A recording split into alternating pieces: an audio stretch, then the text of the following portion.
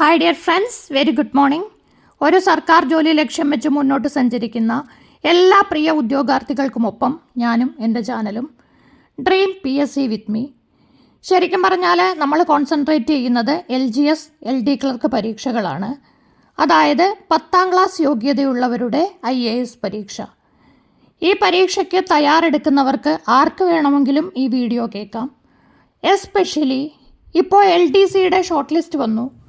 വിവിധ ജില്ലകളിൽ LGSൻ്റെ മെസ്സേജുകളും വന്നു. ഏകദേശം എല്ലാ ജില്ലകളിലും വന്നു എന്ന് തന്നെ പറയാം. അപ്പോൾ ആ ലിസ്റ്റുകളിൽ കട്ട് ഓഫിന് ജസ്റ്റ് മിസ് ഔട്ടായിരിക്കുന്ന ഉദ്യോഗാർത്ഥികൾക്ക് വേണ്ടി തയ്യാറാക്കിയതാണ് ഈ വീഡിയോ. ജസ്റ്റ് മിസ് എന്ന് പറഞ്ഞാൽ ഭയങ്കര വേദനാജനകമാണ്. കാരണം കഴിഞ്ഞ കുറച്ച് കാലങ്ങളായി നന്നായി പഠിച്ച് നന്നായി പരിശ്രമിച്ച് പരീക്ഷ എഴുതി ഉറപ്പായിട്ടും ഒരു പോസിറ്റീവ് റിസൾട്ട് കാത്തിരിക്കുമ്പോഴാണ് നമുക്ക് ഈ തിരിച്ചടി ഉണ്ടാവുന്നത്. അത് നമ്മളെ കുറച്ചൊന്നുമല്ല വേദനിപ്പിക്കുന്നത്. അതിൽ നിന്നൊരു പരിധി വരെ നിങ്ങൾക്ക് കരകയറാനും നിങ്ങൾക്കൊരു പുതു ലക്ഷ്യം നേരിടാനുമുള്ള ഒരു വീഡിയോ ആണ് ഞാൻ ഇന്ന് ചെയ്തിരിക്കുന്നത്. നമ്മളിപ്പോൾ LD ക്ലർക്കിൻ്റെ ഷോർട്ട് ലിസ്റ്റ് പരിശോധിക്കുക ആദ്യം, അതിനുശേഷം LGS പരിശോധിക്കാം. LD ക്ലർക്കിൻ്റെ നോക്കുമ്പോൾ ഏറ്റവും കുറവ് കട്ട് ഓഫ് മാർക്ക് കണ്ണൂർ ജില്ല 57, ഏറ്റവും കൂടുതൽ കട്ട് ഓഫ് തിരുവനന്തപുരം ജില്ല 72.67. ഈ 14 ജില്ലകളിലും ഏറ്റവും കൂടുതലും കട്ട് ഓഫ് മാർക്ക് കൂടിയ ജില്ലകളാണ്. കഴിഞ്ഞ വർഷത്തെ LDC പരീക്ഷയെ അപേക്ഷിച്ച് എല്ലാ ജില്ലകളിലും എന്ന് തന്നെ പറയാം കട്ട് ഓഫ് മാർക്ക് കൂടിയിട്ടുണ്ട്. കട്ട് ഓഫ് മാർക്ക് കൂടിയതിൻ്റെ ഒരു കാരണം ലിസ്റ്റിൽ ആൾക്കാരെ കുറച്ചു എന്നതാണ്. അതൊരു ചെറിയ കാരണം മാത്രമാണ്. നിങ്ങളൊന്ന് കമ്പയർ ചെയ്യുക. കഴിഞ്ഞ വർഷം 14 ജില്ലകളിലും ഉൾപ്പെടുത്തിയ ഉദ്യോഗാർത്ഥികളെക്കാൾ ഒരു 3000 പേരെയാണ് എല്ലാ ജില്ലകളിൽ നിന്നുമായിട്ട് കുറച്ചിരിക്കുന്നത്. അങ്ങനെ വരുമ്പോൾ ആൾക്കാരെ കുറച്ചത് മാത്രമല്ല കട്ട് ഓഫ് ഉയരാൻ കാരണം, കുട്ടികളുടെ പഠന നിലവാരം ഉയർന്നതും കട്ട് ഓഫ് ഉയരാൻ ഒരു റീസണാണ്. അപ്പോൾ ഉദാഹരണത്തിന് നമ്മളിപ്പോൾ കണ്ണൂർ ജില്ല എടുത്തു. 57 മാർക്ക് കട്ട് ഓഫ്, അതായത് 57ന് മുകളിൽ വാങ്ങിച്ച 1000-നടുത്ത ആൾക്കാരാണ് ഈ ലിസ്റ്റിൽ ഉൾപ്പെട്ടിട്ടുള്ളത്, മെയിൻ ലിസ്റ്റിൽ ഉൾപ്പെട്ടിട്ടുള്ളതെന്ന് നിങ്ങൾ സങ്കല്പിക്കുക. അങ്ങനെ വരുമ്പോൾ 10-20,000 പേര് പരീക്ഷ എഴുതുന്ന ഒരു സാഹചര്യത്തിൽ ഒരേ സ്ക്രീനിങ്ങിൽ LD ക്ലർക്കിൽ 57ന് മുകളിൽ മാർക്ക് വാങ്ങിച്ച 1000 പേര്, 1000 അല്ല എണ്ണം, ഞാനൊരു ഉദാഹരണം പറയുകയാണ്. പക്ഷേ 50നും 57നും ഇടയിൽ മാർക്ക് വാങ്ങിച്ച വലിയൊരു സമൂഹം പുറത്ത് വിഷണ്ണരായിട്ട് വെയിറ്റ് ചെയ്യുന്നുണ്ട്.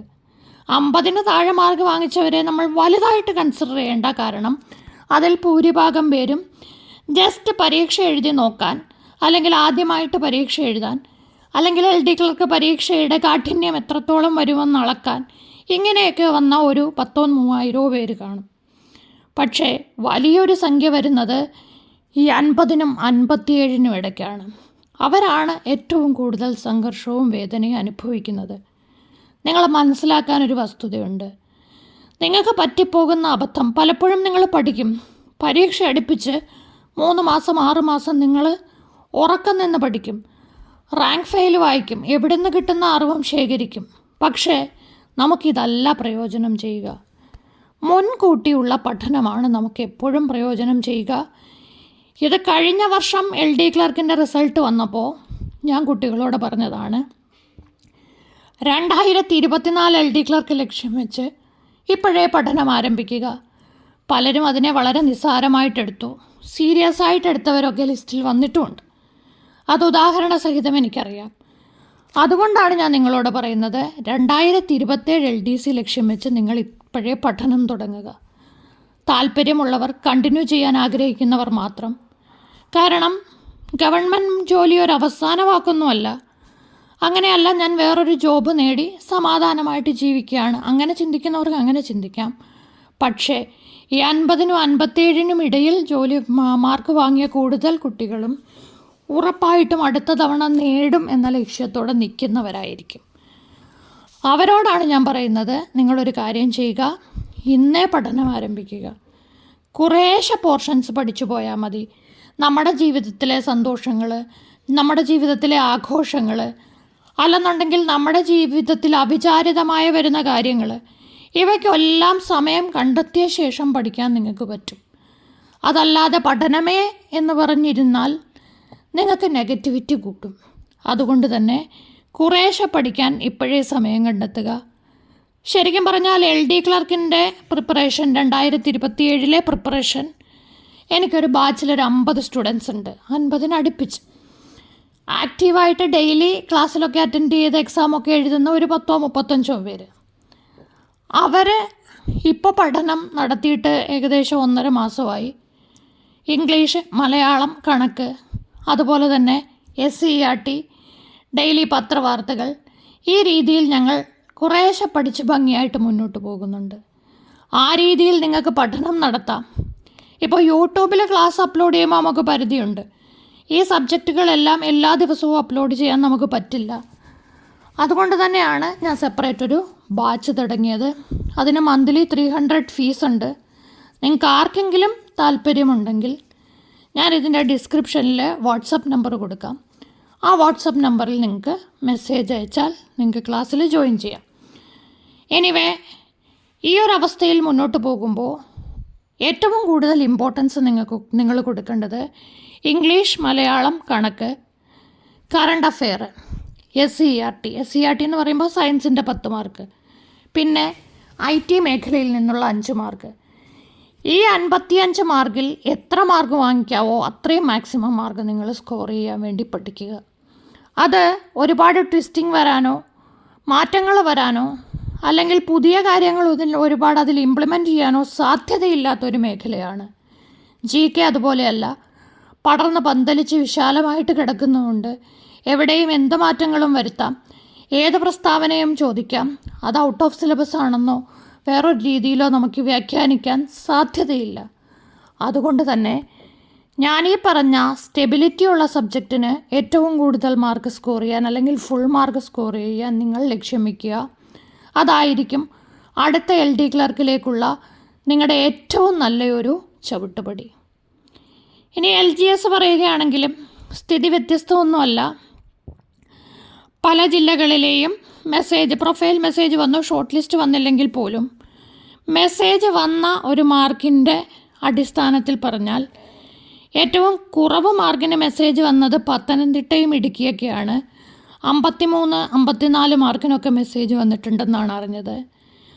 അതേപോലെ തന്നെ ഏറ്റവും കൂടുതൽ വന്നത് ലാസ്റ്റ് എഴുതിയ ജില്ലകൾ ആലപ്പുഴ, കോഴിക്കോട് തുടങ്ങിയ ജില്ലകളിൽ 74, ഏറ്റവും സിമ്പിൾ എക്സാം ആയിരുന്നു, 74 വരെ ഒക്കെ മെസ്സേജ് വന്നിട്ടുള്ളൂ എന്നാണ് അറിയാൻ കഴിഞ്ഞത്. ഇതുപോലെ ഒരു LGS പരീക്ഷയ്ക്ക് ഇത്രയും ഒരു കട്ട് ഓഫ് വളരെ നല്ലൊരു കോമ്പറ്റീഷൻ ആണെന്ന് മനസ്സിലാക്കുക. അതുപോലെ തന്നെ ഈ LGS പരീക്ഷ അനുദിനം ആൾക്കാരുടെ എണ്ണം കുറച്ചുകൊണ്ടിരിക്കുന്നു. LGS വേക്കൻസി അല്ലെങ്കിൽ LGS പോസ്റ്റ് തന്നെ ഇല്ലാതാവുന്ന ഒരു ഘട്ടത്തിലേക്ക് ഉടനെ PSC അല്ലെങ്കിൽ സർക്കാർ ജോലികളെത്തും. അതുകൊണ്ട് തന്നെ ഇപ്പോൾ LGSന് ജസ്റ്റ് മിസ്സായി ചുണ്ടിനും കപ്പിനും ഇടയിൽ ആ ഒരു ജോലി നഷ്ടപ്പെട്ടവർ എൻ്റെ അഭിപ്രായത്തിൽ ഇന്ന് തന്നെ LD ക്ലർക്ക് പരീക്ഷ ലക്ഷ്യം വെച്ച് പഠിക്കുക. കാരണം മറ്റൊന്നുമല്ല, കിട്ടാൻ പ്രയാസമാണ്. നിങ്ങൾ പറയുന്നത് ശരിയാണ്, ഡിഗ്രിക്കാർ പരീക്ഷ എഴുതും. അതുകൂടാതെ ഇംഗ്ലീഷ്, മലയാളം ഒക്കെ കൂടുതൽ പഠിക്കേണ്ടതായി വരും. ഇതൊക്കെ ശരിയാണ്. പക്ഷേ 3 വർഷം നിങ്ങളുടെ മുന്നിൽ കിടക്കുമ്പോൾ നിങ്ങൾ നന്നായി പരിശ്രമിച്ചാൽ എത്ര റാങ്ക് വാങ്ങിച്ച ഡിഗ്രി ഹോൾഡറാണെന്ന് പറഞ്ഞാലും നിങ്ങളെ കടത്തി വെട്ടി മുന്നോട്ട് പോകാൻ സാധിക്കില്ല. നിങ്ങൾ നന്നായി പരിശ്രമിക്കുക, നല്ല രീതിയിൽ കാര്യങ്ങളെ കൺവേർട്ട് ചെയ്തെടുക്കുക.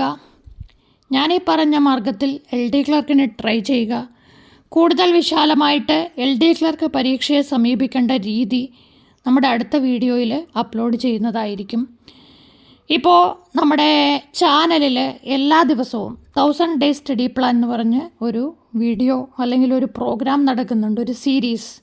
അതായത് ഇപ്പോൾ പരീക്ഷയ്ക്ക് ചോദിക്കാൻ സാധ്യതയുള്ള ഓരോ വിഷയങ്ങളെ അപഗ്രഥിച്ച് അതിൻ്റെ SCERT പാഠഭാഗങ്ങൾ, അതിൻ്റെ പ്രീവിയസ് ക്വസ്റ്റ്യൻ പേപ്പർ, അതിൻ്റെ സ്റ്റേറ്റ്മെൻറ്റ് ക്വസ്റ്റ്യൻ പേപ്പർ തുടങ്ങിയവ സെലക്ട് ചെയ്ത് നമ്മൾ അപ്ലോഡ് ചെയ്യുന്ന വീഡിയോ ആണ്. അത് കാണാൻ ശ്രമിക്കുക. അതുപോലെ തന്നെ വീഡിയോയെക്കുറിച്ചുള്ള അഭിപ്രായങ്ങൾ രേഖപ്പെടുത്തുക. നന്നായി പഠിക്കുക. All the best. Thank you.